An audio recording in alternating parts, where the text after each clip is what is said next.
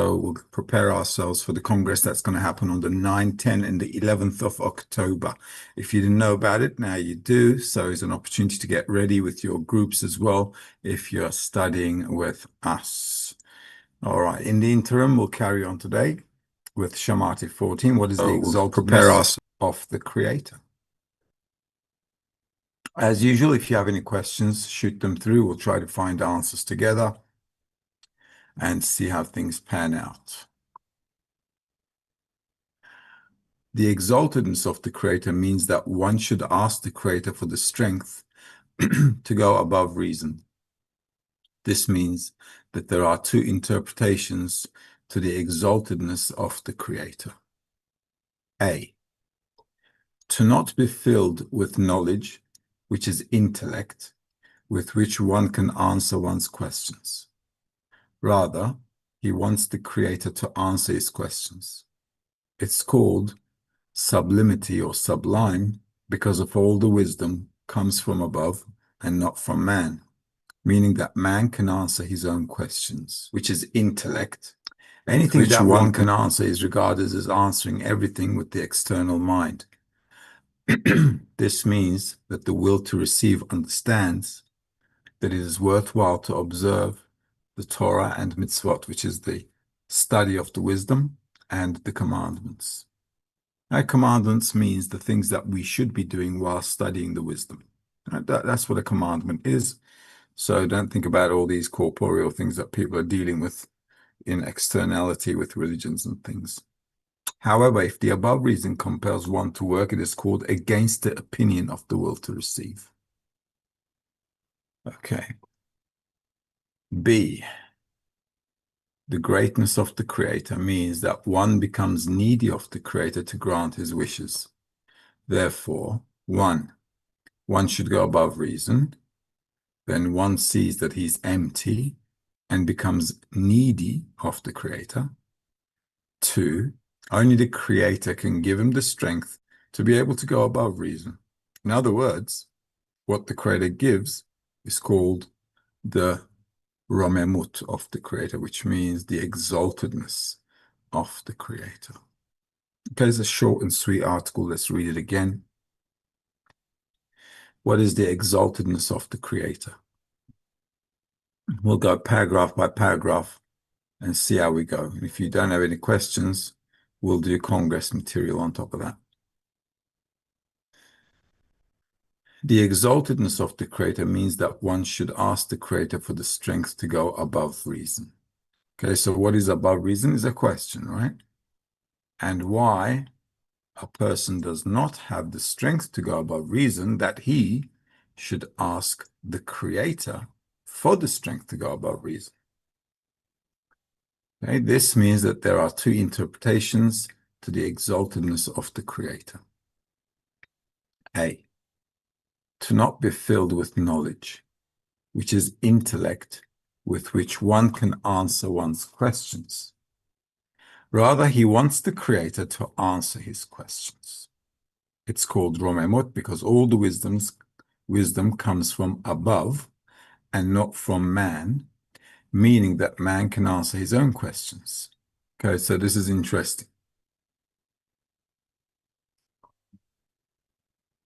Two interpretations to the exaltedness of the Creator.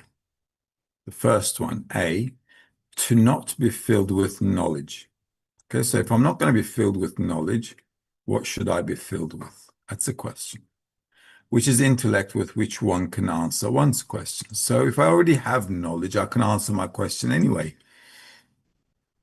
Rather, he wants the creator to answer his question. So what kind of a question should awaken in me so that only the creator can answer and not me? So as you can see, it's a short article, but there are a lot of questions. Okay, so there must be something that I want the creator to answer because I cannot answer it myself. So what is it? It's called sublimity because all the wisdom comes from above and not from man. Okay, what does it mean that a wisdom comes to me from above? Meaning that man can answer his own questions. Anything that one can answer is regarded as answering everything with the external mind. What's the external mind? Is there an internal mind? This means that the will to receive understands that it is worthwhile to observe the study and the commandments. However, if the above reason compels one to work, it's called against the opinion of the will to receive.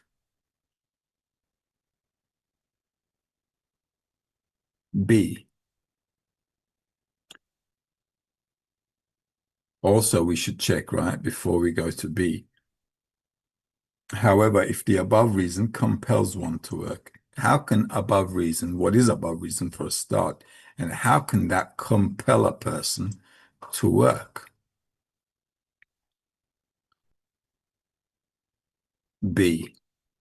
The greatness of the creator means that one becomes needy of the creator to grant his wishes. Therefore, one should go above reason. Then one sees that he's empty and becomes needy of the creator. 2, only the creator can give him the strength to be able to go above reason. In other words, what the creator gives is called the romemut of the creator, the exaltedness of the creator. Right then, other than the questions I asked, you guys got any questions? No? Okay, so it's me studying with me, is it? And let's go over it. The exaltedness of the creator means that one should ask the creator for the strength to go above reason. Above reason is above my nature, above the will to receive. And there is no way a person can go above his reason when he, in his nature, is within reason. It's not possible. Above reason means I have a different quality, which is bestowal. So above reason equals bestowal, equals faith.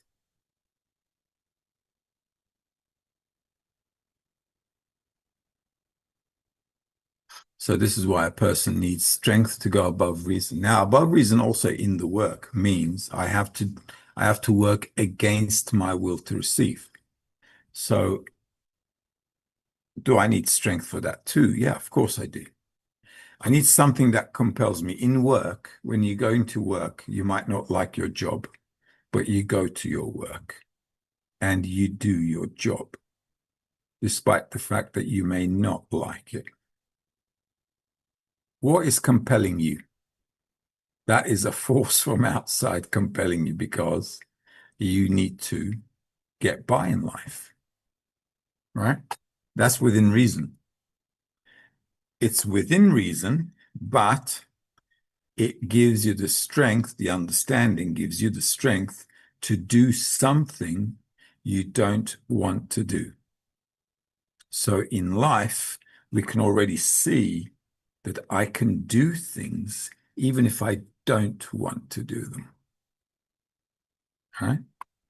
In spirituality, because we don't know what we're going to get. Okay, with work, you know you're going to get a paycheck. In spirituality, you could get nothing. Okay, no guarantees. The Creator doesn't say, hey, you know, I'm going to give you all spirituality. You're all going to be in la la land and we're going to have a great ball. You know, none of that. The Creator says, no, I don't know. Nobody knows if you're going to get spiritual or not.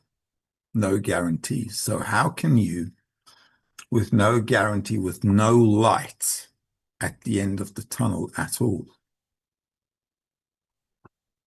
compel yourself to keep going forward? Impossible. You can't, unless you use the exaltedness of the Creator, which means increasing the importance of the Creator. Because you will only do what is important for you in your desire to receive. And until you get spiritual, the only thing you can do is increase its importance. And that's by the environment. If you stick your head in the right environment, you will get strength to go above reason, to go above your desire to receive, to do things you don't want to do. Okay, so what else does he say here? There are two interpretations to the exaltedness of the Creator. A, to not be filled with knowledge, which is the intellect, which one can answer one's questions. So we do not want to study spirituality like some kind of an intellectual procedure, because humans are sensual creatures. In order to study ourselves, we have to feel and understand. So reading the text, reading the books, and interpreting them, and thinking I understand something which I haven't gone through, is stupid. Because you haven't gone through it. You can't read a book called Swimming for Dummies. You know, there's the dummy series. Yeah, there's a book series like that. There's one for everything. Okay, there's Swimming for Dummies. So imagine I read that and then I told you, hey, I know how to swim. Why? Well, I just read it in a book. So how successful do you think I'm going to be in the water? Okay, it's the same thing. So we can't use our intellectual faculties alone when studying, because if the feeling hasn't occurred first, there's nothing to think about. This is why he's saying, look, if you have external questions, which are questions related to my desire to receive for myself, that's fine. You can have all the answers you want. Because at the end of the day, when you're answering your desire to receive, there are only two options. You're either full or you're empty. You're either happy or you're sad. You either got what you want or you don't have what you want. Not very difficult at all. Rather, he wants the Creator to answer his questions. It means I need another nature. Creator answering the questions means that I, in addition to my desire to receive for myself, must have another attribute, something to measure the opposite quality. Because if I don't have bestowal against my desire to receive pleasure for myself, there's no measurement. There's nothing to talk about. It's impossible to conclude anything. It's called the exaltedness because all the wisdom comes from above and not from man. Above means from an above nature. This is why from within, we can't change ourselves. It's just not possible. So within our nature, there's nothing to talk about. This is why all the religions are confused and all the religions Evet, tabii ki bu hangi koşulda oluyor? for the same thing. Because everybody's intellectualizing it and nobody has actually lived to really understand the experience. Right? So there's nothing to confirm, nothing to check, nothing to go solid with. Meaning that man can answer his own questions. Anything that one can answer is regarded as answering everything from the external mind. External mind is my personal philosophy. Two kinds of people in life: religious, secular. Religious go below reason. They believe blindly what they are told. That's called blind faith. Secular people believe what seems to them logical. Okay. And here we are. Failure on both ends. So success can only happen if we go above reason. Above reason means I have to grow up like a child grows up. Children grow up above reason. Okay? When you tell them to do something, when you guide them to do something, they make a leap. They don't sit and philosophize about it. They want to go. So instinctively, they're always in action mode. Okay, what are we saying about children in this generation? We're saying, oh, they're all hyperactive. They're not hyperactive, they're just active. They're active because from within, they're the new generation who wants to get everything. They want to move, they want to get things, they want to feel things, know things, have things. That's called activation according to the desire to receive. It's not hyperactive. There is no hyperactive kid. There's an active kid. Active with respect to the inner traits that the child has. And this allows them to go above reason when they're growing up.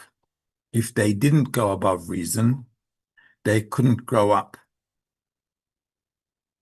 It's impossible for them to grow. So we also, when we're trying to attain something at a higher level, so the kids want to be grown up. They want to attain a higher level. We also want to attain a higher level. So we have to go above reason. It means I have to leave my current perspective. I've got to put it aside and say, listen, with this perspective, I can't attain a higher level. The kids do the same. This is why they're always taking a leap of faith. So we have to also, in order to go above reason, first we have to do. From doing, we get feedback. From the feedback, we get an understanding. From the understanding, we can now think about what just happened. Kids do the same thing. They run around first, they fall, and then think, why did I fall? Right? That's called experience. And that is going above reason. Right? So when we're learning something new, especially when we're talking about the wisdom of life, the wisdom of truth, the wisdom of Kabbalah, we're talking about going above our current state. Otherwise, we cannot solve any problem when we're in the same state of mind. This is why humanity has been struggling for thousands of years, because it is still in the same mental framework. And they can keep living like this for thousands of years, only with increased suffering. Can't solve a problem. None. This means that the will to receive understand that it is worthwhile to observe the study and its commandments. However, if the above reason compels one to work, it's called against the opinion of the will to reason, the will to receive.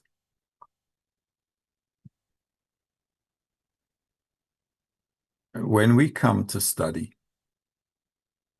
we get a good sensation from getting answers to our questions.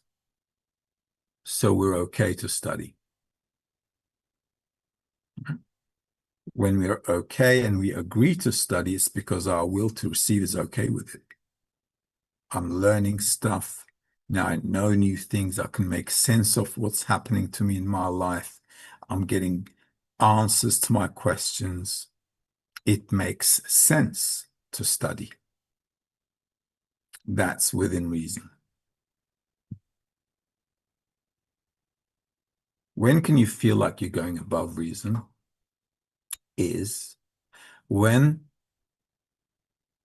if the above reason compels one to work, it's called against the opinion of the will to receive. So above reason can only compel me if it's against my desire. I don't want to, I don't feel like doing it. But if it compels me to do it, that's going above reason. It's important to make this differentiation. Many people on the path fall. They fall because they don't understand these little intricacies and details.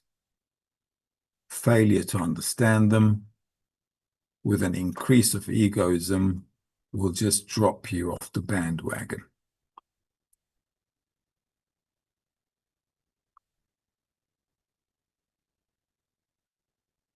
B, the greatness of the Creator means that one becomes needy of the Creator to grant his wishes.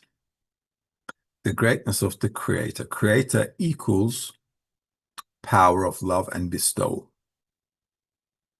Okay, so don't get confused with all the Father Christmas kind of imaginary things in your head. The Creator is a force. It's acting on the whole of reality.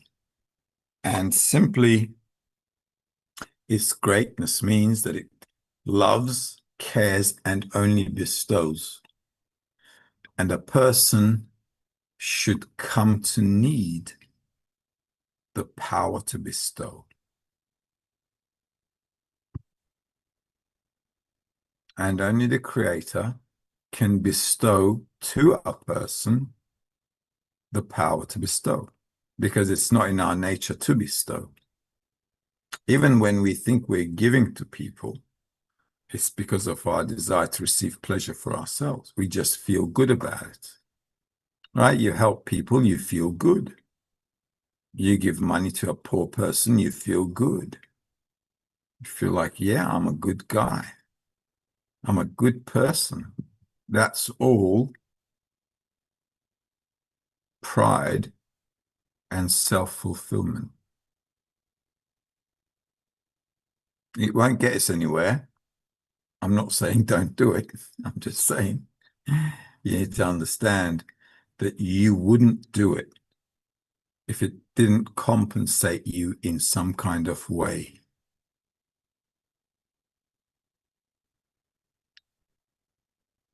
Therefore, one should go above reason, meaning that every time I don't want to do the study, I don't want to do things to progress in the study, I should go and do it.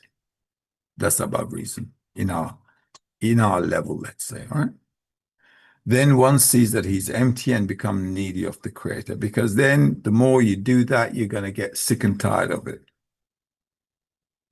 Keep doing things against reason, keep doing things when you don't want to do it, you're just going to say to yourself, oh, forget it.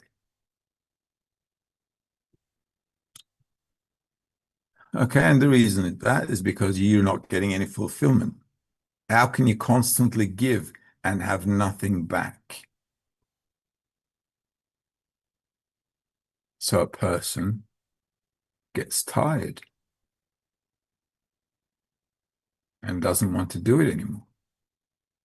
This is a good thing, because then you're going to need the Creator, because this is what he's talking about. He's saying, listen, one becomes needy of the Creator. How? When I see that I cannot do any good to anyone. Not that I can't even do it. I don't even want to do it. Okay? I can't bestow. I don't want to bestow. I just want to get what I want to get, and that's it. If you can come to see that, great, because that's where the study should bring you. When you are completely hating bestowal.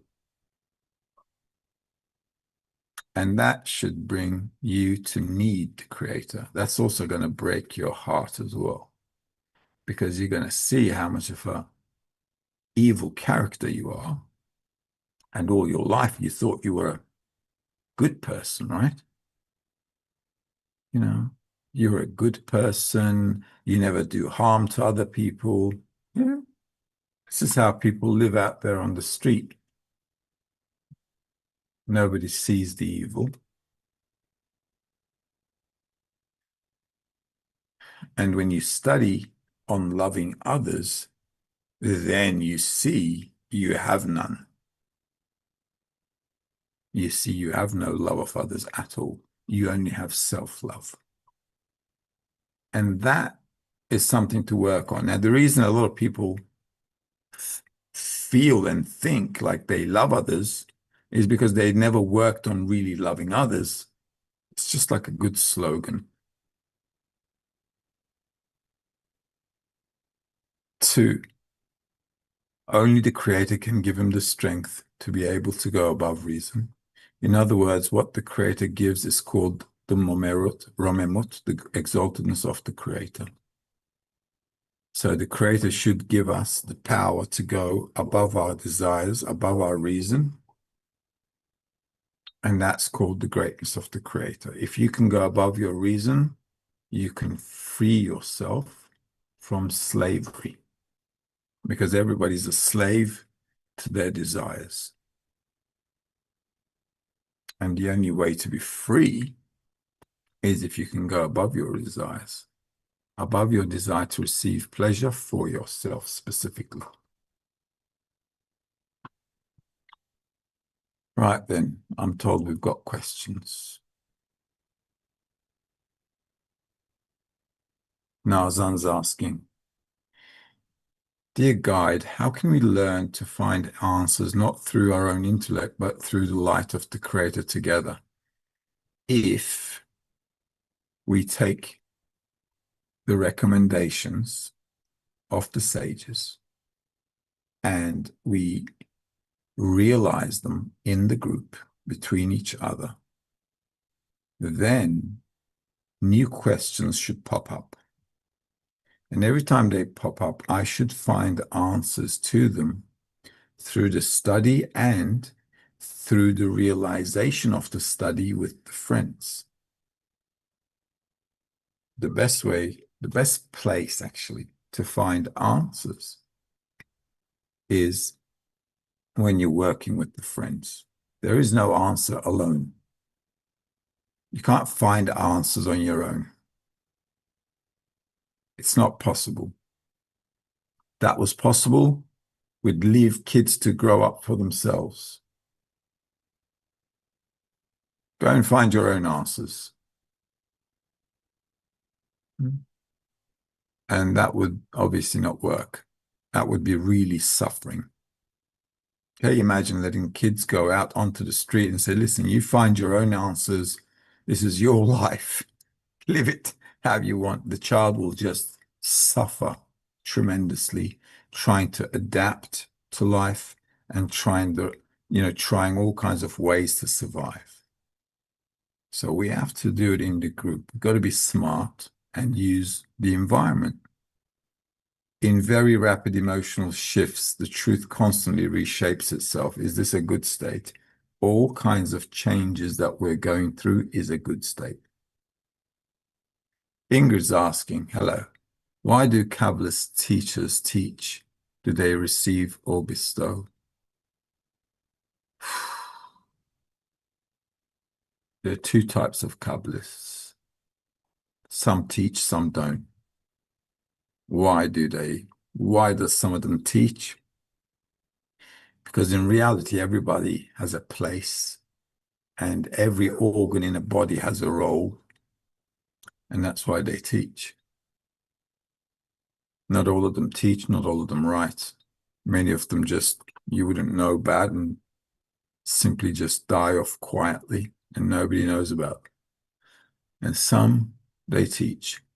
It's just how it is. It's because of the system. It's like our body.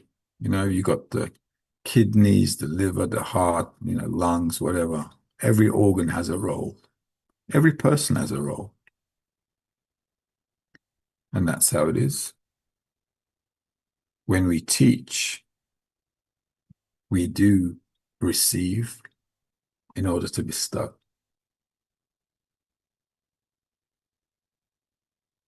Then he's asking, after feeling gratitude towards the Creator today, I came to a sense of apology with the awareness that I have nothing else to offer but my feeling of gratitude. In a way, I felt helpless. At this moment, is there anything I can do other than feeling gratitude? Well, it's a good feeling, but you don't want to be stuck in a good feeling for the rest of your life because you won't be moving forward otherwise. It's a good feeling. You went through it. Great. Now, what's the next step? What's your next move? All right, so that's what you always have to think about. What's the next move? I'm here in this state now. Okay, great. Felt it, been through it, fine. What's my next move? Sap is asking, are the boundaries of beyond reason defined by knowledge or by feeling? What is the most correct way for a person to work beyond reason? The best way to work beyond reason is you listen to the guide and you do in the group, you realize in the group, you apply in the group what he teaches, even if you don't want to do it. If you don't want to do something, you're going within reason. If you want to go above reason, you have to say, okay, you know what? I'm going to do this even though I don't really particularly feel like doing it. What should help you? You should strengthen why and what you want to attain. That's called the greatness of the Creator. If I give importance to the meaning of my life, if I feel like, yes, this is something I need to do, otherwise we're going to end up like animals, dead. It's like a cow. Everybody's going to the slaughterhouse. There's no getting out. It's like we're like, lambs, sheep going into the slaughterhouse. We're born, came out for a little bit of grazing on this planet, and then we're all ending up dead. A lot of people believe something will happen after they die. In the wisdom of Kabbalah, that's called wishful thinking.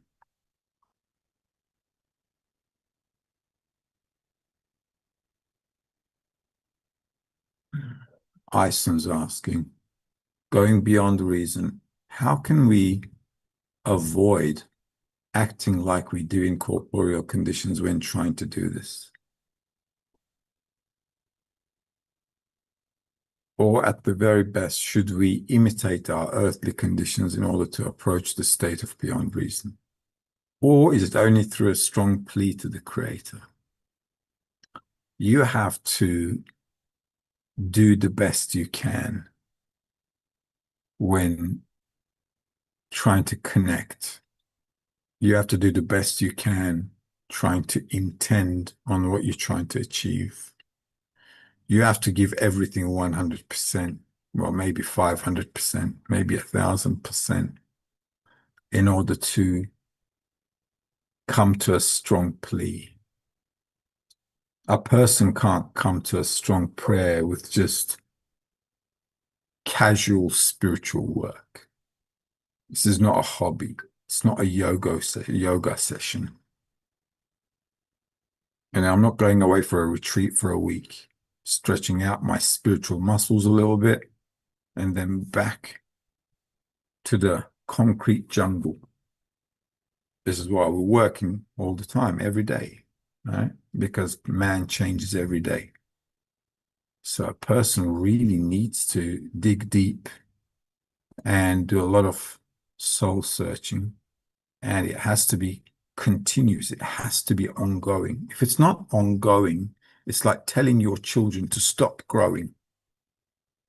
Okay, I love you the way you are at your 3, 4-year-old age. Now stop growing. You're so cute like this. We don't want to spoil it. Is it possible? Or if I said to myself, oh, I love myself at 21, I never want to get old. Is that realistic? It just isn't. So a person, as you can see in life as well, has to work a lot. And life is whipping everyone. Seemingly, with all the technology, robots and everything, we should be working less. We should be more happy, working less, and everybody should be having a good life. Logically, that's the state of our development. But illogically, we're working 12, 14 hours a day. Some people working 2 jobs just to stay alive, scraping the bottom of the barrel. How does that work out? That's life. Same with spirituality. You got to give it your best. And only then can you come to a true demand, true need. Okay? In the article, it says one needs the creator. It means I must have it. Need is something that I cannot live without. So a person feels that I have to have this power of bestowal. I need this. It's like you're on your deathbed and somebody tells you, hey, we found the cure and there's a drug for it. Imagine how needy you would be if you all of a sudden found out that your illness does have a medicine. And the same with us. This is exactly how we should be feeling in the study. That our evil inclination, our desire to receive pleasure for ourselves, our egoism, is just shooting ourselves in the foot all the time. Our egoism doesn't hurt anybody except us. So we're always shooting ourselves in the foot. And the more we get to see it, the more you understand you just have to get out of this nature. If it was just harming others, we'd be okay with it. Because we're egoistic, right? Harming others, it's not a problem. But if I harm myself because of my nature, that's like not nice, is it? Because we love ourselves. But about other people, we don't care about other people. So it's a big problem. So everybody's egoistic nature is actually hurting themselves. So, and we don't understand it. And because we don't understand it, we can have an egoistic life, hurt other people, and not care at all. You see what I mean? You see the dilemma. You see what kind of an illusion we're living in. And then all of a sudden, life gives you a big slap, and then you start asking, why me? Or why not?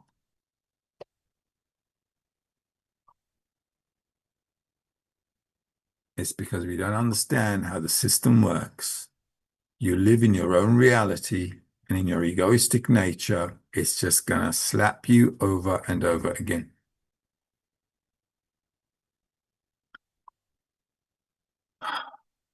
All right, so that's the last of the questions. Oh, Khan is asking, in Shamati 14, the Creator's greatness is called absolute. If people see things in their own way, is it really absolute or just a result of our trying to understand it? You will always see things in your own way. There is no other way to see life except in your own way. You can't see it through the eyes of another person because you are different. Everybody's different. This is why everybody has their own opinion. Everybody has their own desires. Everybody has their own, different character, inclination, the way they think, feel, the way they're opinionated, everything. Everything is different for everyone. What allows us to live together is, in order to live, we understand we have to have a common ground. So people make concessions in order to get along.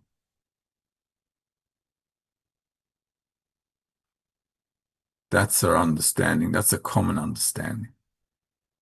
But even that is, as you can see, breaking apart in society today with all the divorces, all the societal and the social conflicts, the anger, the violence. It's all breaking apart. And it is exactly how it should be. Sarah is asking, when the Creator answers our questions through the friends or through articles, one feels as if the Creator himself is speaking directly to them, and one senses his greatness. How should one develop an inner attitude to rise above the will to receive, without falling into pride from the pleasure that these answers bring? Well, if you're feeling good about a few answers, great. Just have to understand that if you don't get any answers and you're still in a bad mood, just have to understand that you have to carry on. See, you get answers today, tomorrow you might not. Then what? Okay, so these are all questions we need to figure out. Obviously, when we get answers to our questions, it's great. It's like somebody's looking after us, they're taking care of us, and it's a good feeling. Always, we should ask ourselves all the time, what's my next move? Now, what do I do? Okay, I had a question, I got an answer, this is great, now what? Otherwise, we can't move forward. Always think about now what? Even if it's a bad situation, things aren't always good, as you know. All right, so today it might be a good day. For the next 2 years, you might have, I don't know, really bad for the next 2 years. Then what? And then after 2 years, he might give you 2 days of a nice 2 days, and then 3 years of bad. We don't know. We don't know. But everything in life is in order to advance a person. This is why what we want to do is come to a level where we don't care if we feel good or bad. Whatever we feel, we want to use it as a leverage to take the next step. You understand what I mean? Otherwise, you're going to be looking for candies everywhere, like little children. So always think like a mature person. Doesn't matter what I feel. Okay? Matters is how I'm going to move forward. Today is good. Tomorrow may not be. The next day may be even greater. It might have, oh, wow, it might be amazing. Good states are actually dangerous. If I feel good, I want to stay in it. And then you get stuck in a swamp. Always use the environment to make sure you got something new to do, something to add, another thing, another thing. This is why, like I said before, this is why we study day to day, because I want to change every day. If you're not changing all the time, you're dead. In spirituality, life equals change. Good or bad, it doesn't matter. Change means I'm alive. If I'm not changing, if I'm the same old me, I'm dead. There's nothing to talk about. And it's important to understand that because a lot of people want a calm life. You know, they just want to feel good, just calm, tranquil, like a rock. Rock is dead. Right? In the wisdom of Kabbalah, though, you don't want to be a rock. You want to be on the move all the time. Something new, something here, something there, all the time. And that is really great advancement. All right, I guess that's about it with the questions as well. All right, so next week we'll get started with the Congress material. We'll prepare ourselves for the October Congress, and hopefully I'll see you guys there as well. All right, have a good night, have a good week, all the best.